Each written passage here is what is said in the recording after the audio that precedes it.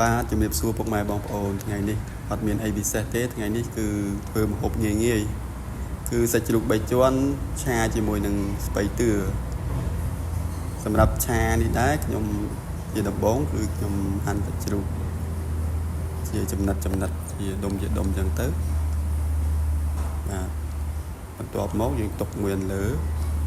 យើងចាប់ផ្ដើមមកសម្អាតបន្លែរបស់យើងគឺស្ពៃតឿសម្រាប់ស្ពៃតឿដែរគឺខ្ញុំបេះធៀងវាបេះធៀងមួយពួកអីភាគច្រើនស្ពៃតឿវាធៀងរបស់វាហ្នឹងអាគល់ធៀងហ្នឹងវាភាគច្រើនគឺស្វោដីប្រឡាក់ក្អែលអញ្ចឹងត្រូវការបេះមួយដើម្បីសម្អាតគល់វាគល់ស្ពៃតឿហ្នឹងមួយឲ្យស្អាតបាទបន្ទាប់ពីបេះហើយយើងលាងទឹកឲ្យស្អាតទុកមួយលើទៅយើងចាប់ដើមដាក់ខ្ទះលើចង្ក្រានដើម្បីដាក់ខ្លាញ់បំពងខ្ទឹមសរបស់យើងហ្នឹងបាទយើងចាក់ខ្លាញ់មកបាទថ្ងៃនេះគឺធ្វើម្ហូបងាយឆាប់ឆ្អិនឆាប់បានញ៉ាំចាក់ខ្លាញ់មកយើងយកខ្ទឹមមកយើងមកយកមកបំពងវាបាទតែនេះរៀងនេះតិចបងប្អូនដោយសារដៃម្ខាងកាន់ទូរស័ព្ទដៃម្ខាងយើងស្លអញ្ចឹងយើងពិបាកតិចយើងបំពងខ្ទឹមឲ្យវាឈ្ងុយទៅយើងយកសាច់យកមកលីងជាមួយនឹងខ្ទឹមឲ្យវាចូលជាតិឲ្យឈ្ងុយហើយកាត់ស្លិនឆ្អាបបាទបងប្អូនខ្លះគាត់ដាក់ស្ករជាមួយនឹងខ្ទឹមកំឡោចហើយបានយើងដាក់ទឹកត្រីប៉ុន្តែខ្ញុំលេងវាជាមួយនឹងខ្ទឹមឲ្យវាឈ្ងុយកាត់ឆ្អាបជាមួយសាច់ជ្រូកសិនហើយនេះរៀងជ្រុលបងប្អូនរៀងចង់ភ្លើងវាអត់ស្មើវាចង់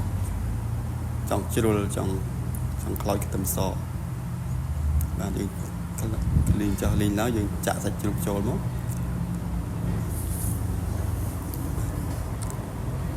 ចាក់សាច់ជ្រូកយើងចូលមក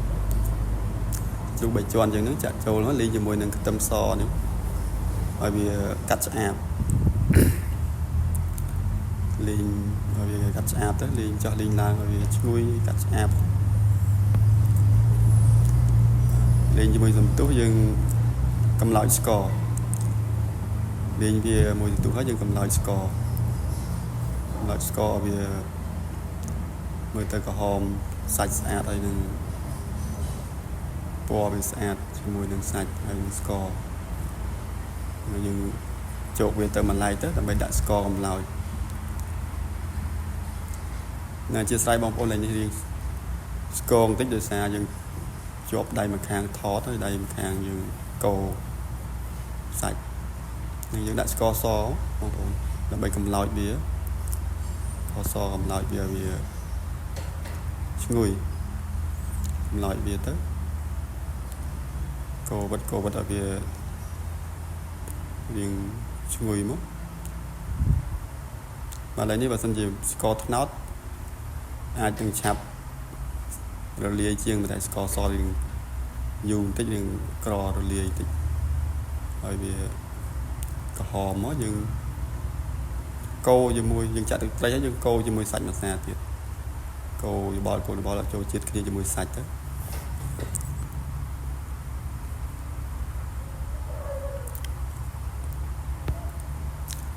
កូរឡើងឲ្យវាសព្វជាមួយសាច់ទៅឲ្យវាចូលជាតិគ្នាមួយសាច់អញ្ចឹងទៅយើងដាក់បន្លែចូលសម្រាប់បន្លែរបស់យើងលាងស្អាតហើយយើងចាក់ចូលតែម្ដងទៅបងប្អូនចាក់ចូលជាមួយនឹងសាច់របស់យើងទៅ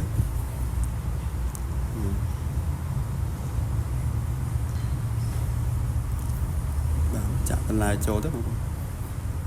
នេះយើងដាក់គ្រឿងសិនដាក់គ្រឿងចេងរ៉ូឌីយើងដាក់ហើយទៅបងប្អូនចាំយើងចាក់បន្លែចូលហើយយើងឆាចាំយើងដាក់ប្រេងខ្យងក្រោយដល់យើងដាក់បន្លែចូលវិតទៅបងប្អូន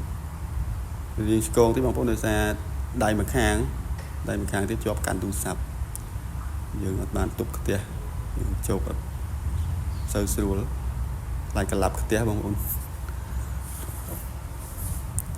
ជោគឡើងឲ្យវាសពូនទៅបងប្អូន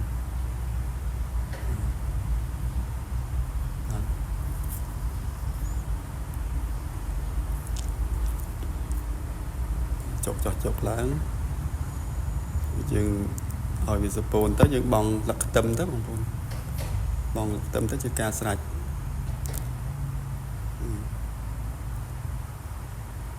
ហូបហ្នឹងមានតែប៉ុណ្្នឹងបងប្អូនចុកឡប់ឆ្អិនឡើយបងប្អូនបាទវីដេអូនេះផងដែរសូមអរគុណដល់បងប្អូនទាំងគ្នាបានទស្សនាវីដេអូនេះរហូតដល់ចប់សូមអរគុណ